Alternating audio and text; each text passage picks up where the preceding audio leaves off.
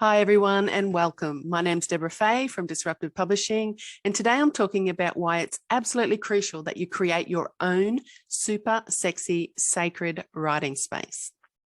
Now, if you're an author, you've got ideas, I know, and you have to dive deep to explore and express those ideas. That's just our nature. It's our operating system, if you like.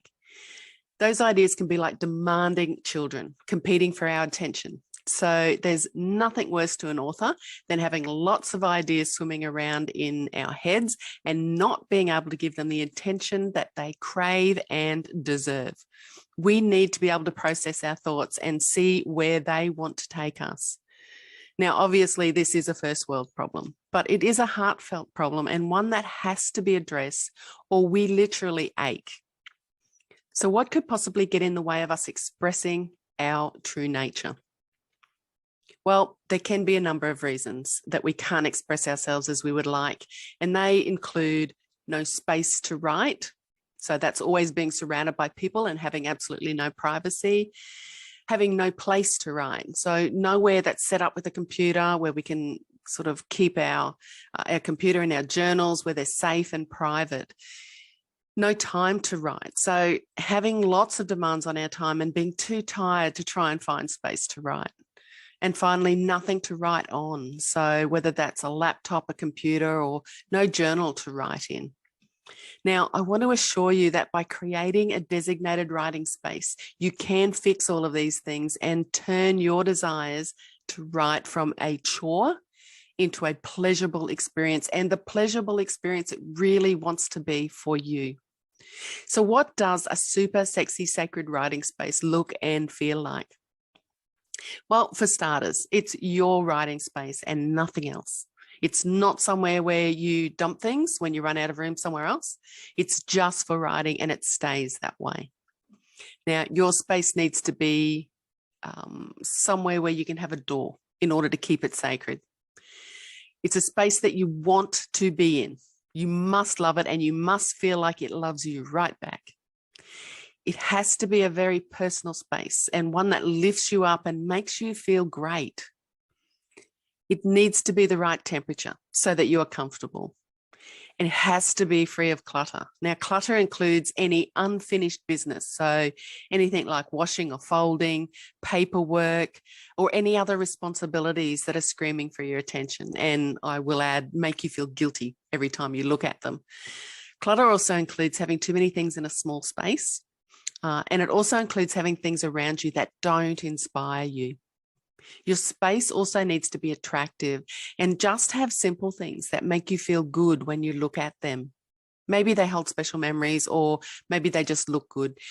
You just don't want anything that will distract you. Just things that help you feel creative and help you stay focused on what you're there to do. And finally, your space needs to smell nice, of course. So where do you start if you're going to create your own super sexy sacred writing space? First of all, know that it's not a case of whether you have a designated writing space or not. It's a case of whether you decide to create one or not. It's entirely up to you and what you consider to be important. But know that a lot can be done with very little. Start by choosing a space that is or can be closed off. It doesn't need to be big, it just needs to be functional. If it has an inspiring view, that's great. But if it doesn't, you can create one inside of your room. Ideally, your space would have room for a laptop or a computer desk and a comfortable chair, and maybe even a comfortable reading chair or a recliner as well, for those times when you want to meditate or when you prefer to use pen and paper to the computer. You'll want to strip the room of everything that is not necessary for your writing space. Make sure the lighting is right for the mood that you want to create, and think about a paint job in a neutral color that you love, not a bright pink or a bright red. It needs to be neutral. Make sure your space can be kept private and that no one can enter your space without your permission. Very important. Set up your computer or your laptop and keep the desk clean and uncluttered. Maybe add a photo of your loved ones for inspiration, or include a picture of a beautiful place that is meaningful to you. You could include an inspirational quote if that helps you get into the mood to write. I have my Louise Hay yearly calendar. So every day there's a new inspirational quote and a pretty picture. And I have a plant as well as a box of tissues, just functional things. It's clean and simple. I would add a Bluetooth speaker to your space or use headphones or AirPods to play music to. Consider classical music or binaural beats to help you get into the zone and stay in the zone. And add a diffuser with a bottle of oil that you love, and make sure the room can be kept cool or warm, depending on what part of the world you live in and what season it is. Think in terms of all the senses as you create your beautiful space.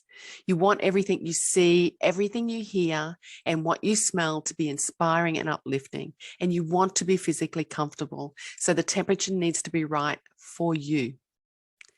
Having a designated space will change your life as a writer, I promise. It will make you so much more productive, and the quality of your writing will improve dramatically as you practice your craft from an inspired place within you. I hope this has been helpful to you. Please send me photos of your writing space if you already have a space, or if you decide to create one, we would love to see it. Remember, we offer a free ebook for anyone who's starting out on their writing journey. It's called 7 Things an Author Must Know About Writing and Publishing a Book Before They Take the Plunge, and there is a link below for that. If you would like to explore the Authorpreneurs Bootcamp, where we teach you everything you need to know about writing and publishing a book and hold your handle on the way, then go to disruptivepublishing.com.au/join the club. Book in for an information call if you would like. We'd love to have you join us. That's it from me for this week, but I will be back next week with another blog. Bye for now.